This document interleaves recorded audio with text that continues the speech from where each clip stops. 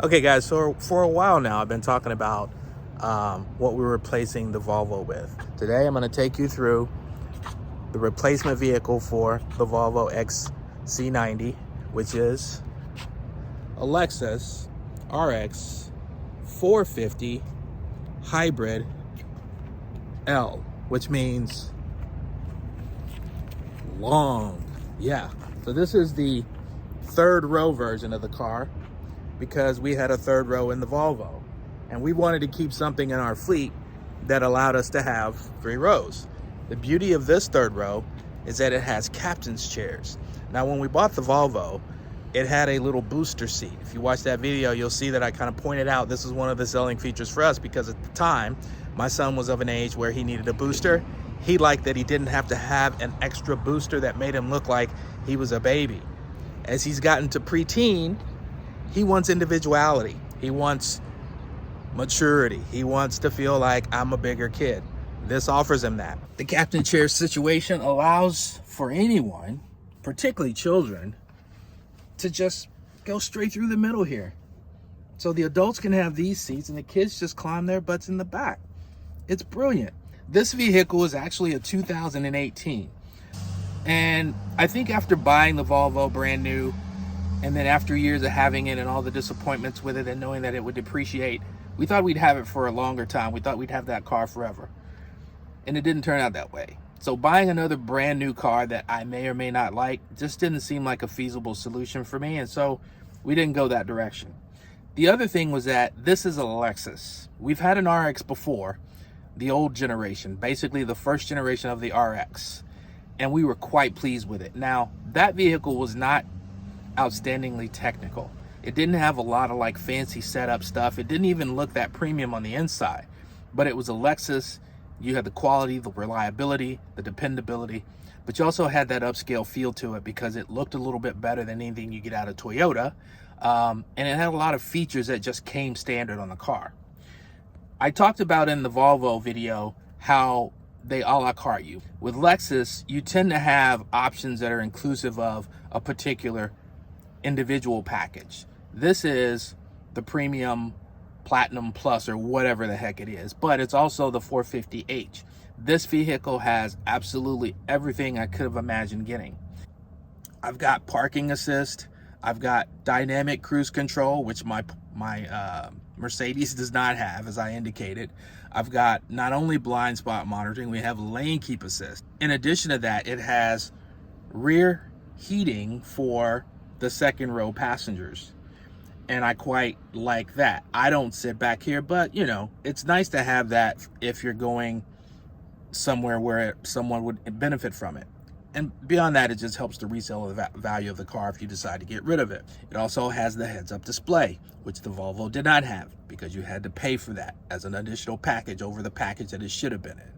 I won't go into detail about how disgusted I was with the way that Volvo positioned it, but there are things about this car that don't exactly wow me.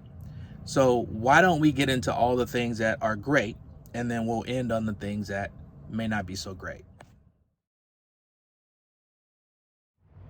Okay, so first off, we talk about the fact that it is a hybrid, right? So it's a 450 hybrid L. The thing about it, though, that's interesting is that it does not really give you an electric range to drive. So it does give you some fuel efficiency. It gives you a little bit more power, but the L means that you have a ton more room in the back. They've always had a real good cargo area. This one's pretty massive because it is a third row. So you do have a ton of room back here. So the third row seats are actually down. One of the interesting things with the way this is set up is that the rear HVAC controls are actually back here. You've got the electric seat drops, which I always feel is a really nice feature when you're back here and you want to use your cargo. Styling. When this car first came out, I really did not like it. I wasn't sure where they were going with this very angular, space age looking design. It took a long while for me to really warm up to it. I really like the non-L model better. It just looks better because the compact size of it, the lines and everything flow better. But what I do like is that this has actually got glass in it. So you have visibility here. The other thing up here by the mirror there's a pass-through area for glass here. So you have really good range of view in this vehicle. But I have grown to really appreciate and like this design. I love the way the front of it looks. I love the grille. I love the lights. It's just very aggressive. It gets away with being a little masculine, but not overly masculine. Moving to the inside. This, to me, is one of the best cockpits in the market. I just think the way that they thought it through and the way that they laid it out, it feels more like a comforting room than it is just the cockpit of the car that you're driving. The way that it envelops you, this whole console area, and sweeps around with this little angular thing, but with this treatment here, which it's not real wood, obviously, but the look of it just feels elegant. I think that's the word we use most to describe it, was that it feels elegant, but not overstated. Like it's not trying too hard. The lines in here are really nice. The way that this dash flows, this layer up here, it just feels really good. The position, your seating position as you adjust for your size is really great. I just feel like I'm in a place that I want to be in when I'm driving. This feels like a place that I could spend a lot of time and not get bored with it. It just feels well thought out. It's got very good ergonomic layout. Everything is within reach. Everything is easy to access, and so forth. And Lexus with this vehicle stayed very old school. If you look here, this is like, I'm gonna call it analog, because in this day and age, everything has got a touch screen with a pad and a haptic, element to make you feel like something got pushed, or a click element. This has real buttons. When you push them, they make real noises. Still has a CD player even. Now this is an 18, but in 18, you got to think about it. There weren't a lot of vehicles that were still doing CD players. My Volvo didn't have one. They kept some of the more simple things intact for the vehicle so that it still felt like one of those, personal, engaging experiences. I mean, and there are a lot of buttons. You got your brake here, but you've got your heating and cooling seats here. It's a very odd placement for it, but I guess they had to put it somewhere. Would have been great if they'd have thought about it like Mercedes. Put it right here. You got room, you got plenty of real estate, you've got the controls here. I wish more automakers would use this area for the seat control, because you've got the memory here. So you can just put your heating for the seat here.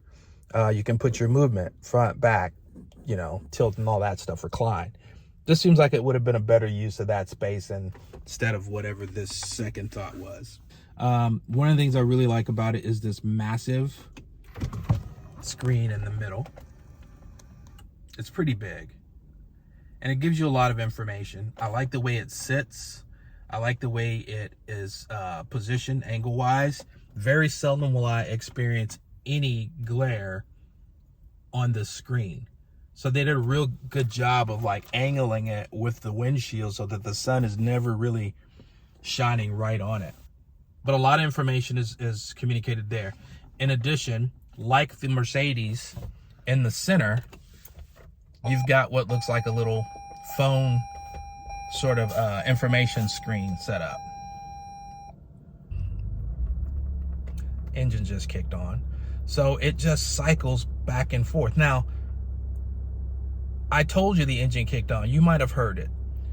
But what's really interesting about this vehicle versus the Mercedes, I don't hear that starter sort of churn. With the Mercedes, whenever the engine kicks on, it sounds like you're turning a key and then it kicks on. This thing it's just on. So that's what perplexed me a little bit about the Mercedes and how that works. And I talk about things like the starter motor and, if that becomes a repair maintenance, cost that is exacerbated by the fact that it kicks on in a way that feels like you're just turning the car on from a complete start. So as I mentioned, information in the middle. You've got pretty much standard analog gauging there. So that gauge setup is old school in that it's fixed. This never turns into anything other than what you see. This, however, which is your eco gauge, does change depending on what mode you're in. And I will show you what that is about. The center area, which is a little smaller than the one in my Mercedes, is driven by this control section on the steering wheel. So you've got menu that tells you all the different interfaces you can navigate through. So it's pretty standard stuff. Most vehicles have that now. Yeah, so this is where you just interface with all your other things, vehicle settings. It's a pretty small screen considering, you know, what I've seen in a lot of other vehicles, but it gives you what you need to know. And I think that's all that's really important there. And then down here, you've got a whole bunch of other buttons. Like I said, this thing has a lot of buttons. You've got, you know, you open your fuel door. It has a heads-up display. Let's see if we can see that bad boy. And I like this. I'm probably the only one that uses it, but I like it, especially at night, because it allows you to just look forward. I really don't like having to look around to see information. It'll give you cruise control information up there, speed and all that stuff. So that's really cool. I like that a lot. But yeah, your heated steering wheel's down here. You can turn your camera on to just, you know, view what's going on around you if you want to activate that separately. Over here is like one of the probably Achilles heels of this vehicle, and it is this sort of control system. This got lots of gripes back when it first debuted because it's not nearly as intuitive as it should be. It's a bit of a joystick, and it floats. Now, and it floats a lot, and getting used to it is quite the task. You have to take a class and be certified to use this thing. I want to pick a selection. So you have to basically get used to how you move this to make it work without it going too far. Because if you push too much, it just takes off and flies past everything.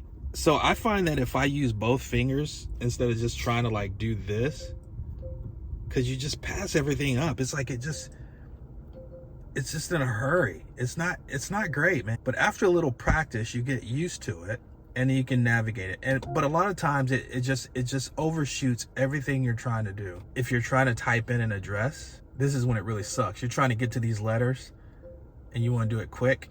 You can't do it quick because it'll shoot off, and then if you go too far, it ends up way over there. Why the hell are you way over here when this is the command that I just said I want to be in? Well, that's just how it works. It'll go anywhere within this range or this screen based on what you push. So you push too far and it goes too far.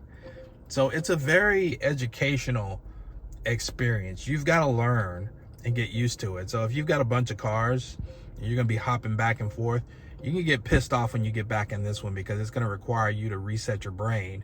But like I said, I'm pretty used to it and I've accepted it is what it is. I usually won't bitch about it. It's just, it is what it is. That's kind of a very basic overview of what this vehicle has. This is all pretty fixed. If you go to sport mode, so you've got eco, normal, which what is always in. When you go into sport, and this is a dial, you just turn the knob. When you go into sport, you'll see sport shows up, but you also see now that you have a tachometer. So now you can see the rev counter if you're so inclined to want to see that when you're driving. This vehicle has a CVT. If you are not familiar with that, that is a continuously variable transmission. So it's like a scooter. It sucks.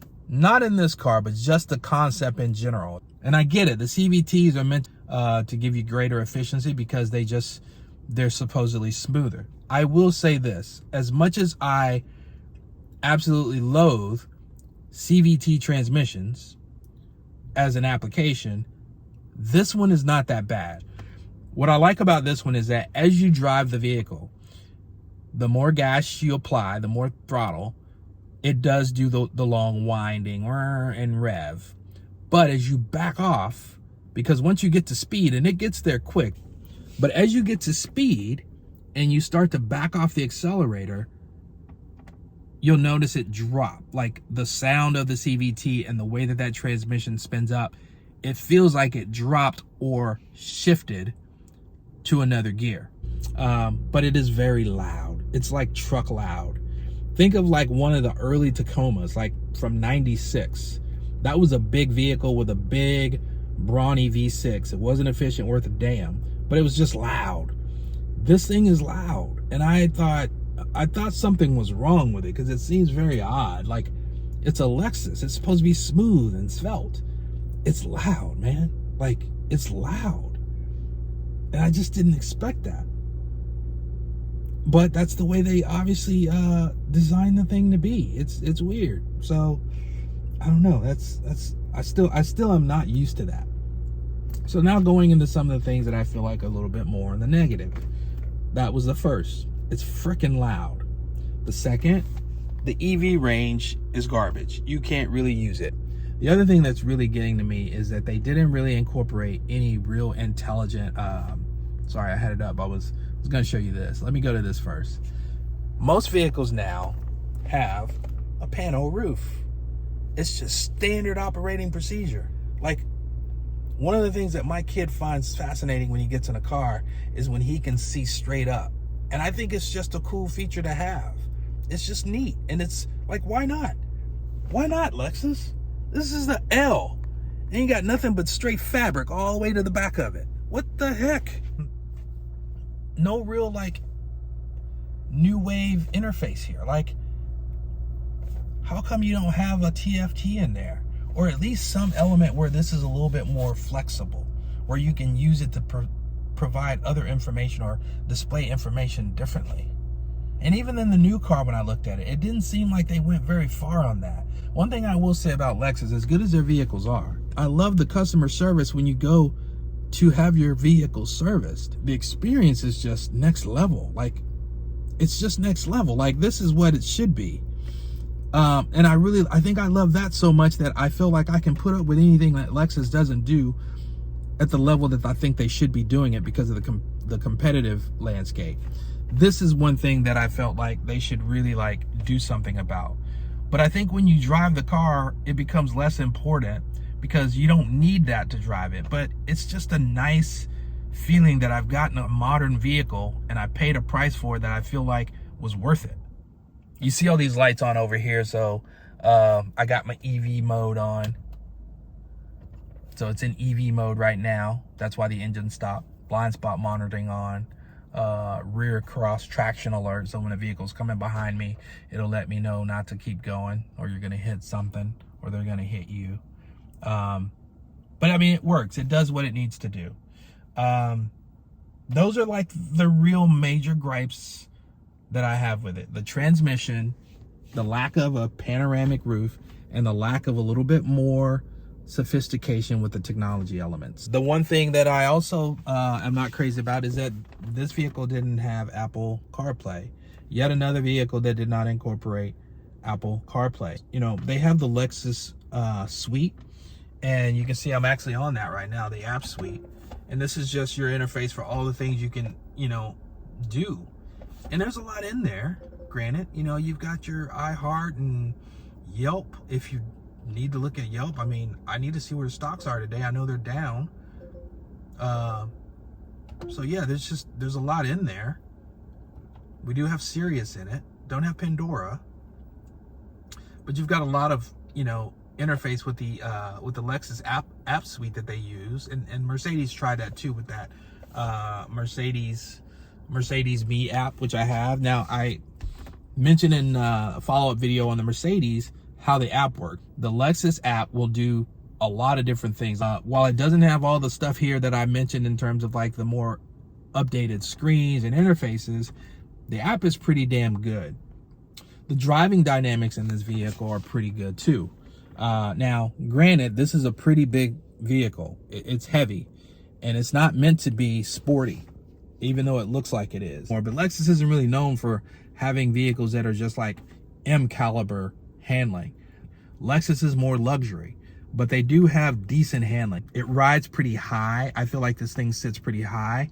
And that's good. I like that. That's kind of one of the reasons I wanted an SUV in my household, is because having children, if a collision happens, we want to make sure that the vehicle is not going to get smashed by everything else on the road, which is big.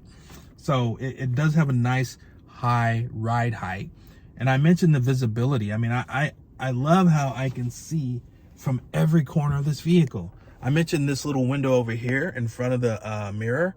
A lot of times that's blocked off in some vehicles, or the pillar's just too big, you can't see around it, or the mirror is positioned in a way that that window is useless. But it's actually done really well. Behind me here, over the shoulder of the rear passenger, you've got that little glass. It's not that big, but I can actually look and see that there's something out that window. That is brilliant. I'm very impressed that they had the wherewithal to think through that. But would have been great if they'd have done a panoramic roof. Just saying, you're gonna give me all this, give me everything, baby. Another really high point, or a strong selling point for me, is this Mark Levinson sound system. This thing rocks the out. I mean, it's really good. I'm not gonna turn it on because you've heard stereos and you've known good sound, but this is the upgrade. So for this model that we have, that comes with the heated rear passenger seat, it comes with the heads-up display. It also comes with the Mark Levinson, and that sound system is probably one of the best that I've heard so far. It's perfecto. It's really good. I'm just gonna leave it at that. It's really, really good. I think compared to the Volvo, much happier, much happier. I don't feel like I'm concerned about issues happening, anything, breaking, just the unusual circumstances of some sort of malfunction or a recall. Not nearly what I felt like was happening with the Volvo. I mean, the brakes wore out prematurely. It had an evaporator go out less than 2 years. And the guy had the audacity to tell us, well, it's a good thing you were still under warranty. And I'm like, so what? If you're not under warranty, this car is a bad fucking investment? Is that what you're trying to tell me? That's essentially what he said without saying it. That was what he said about the brakes. And I was like, we haven't had this car 8 months. My wife drives like she's driving Miss Daisy. Why are the brake pads worn out already? What I know about Lexus, working on that business at one point, is they know how to maximize the profitability. You make a good product, and you make it with all the things that you know people are going to be concerned with having. So you tick all the boxes for the needs and the wants. And you take a very, I won't call it slow. All right, I'll call it slow. Slow pace to like catch up to the market.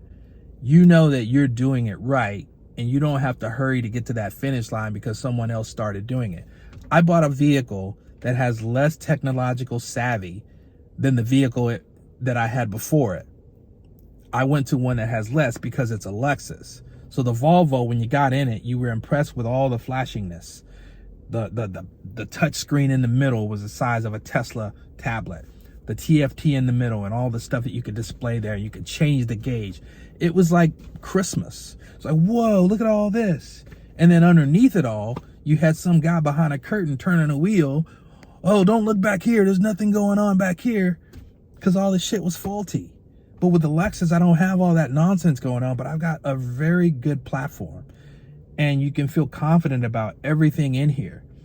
And that's kind of the way that they position it. Like, we don't have to do all this stuff yet. We'll get there. But when you buy a Lexus, you're getting a whole bunch of other stuff that doesn't necessarily translate into the new fangled thing that everybody else is doing. I think this is a fantastic vehicle. It's very welcoming, and it just feels right. And I think at the end of the day, when you get a vehicle you're gonna spend a lot of money on, you're gonna spend a lot of time in, it's kind of how it should be. So we are very happy with it. So this is what's replaced the Volvo. Lexus RX450hL. Don't forget the L. It's for long, because there's a whole bunch of length back there for extra seating. And I'm not going to demo it. I can do it. I can sit back there. The plus to it is getting back there ain't a pain in the ass, because it just goes straight through them seats. That's legit, man. That's legit. All right. All-wheel drive. Till the next time. Peace out.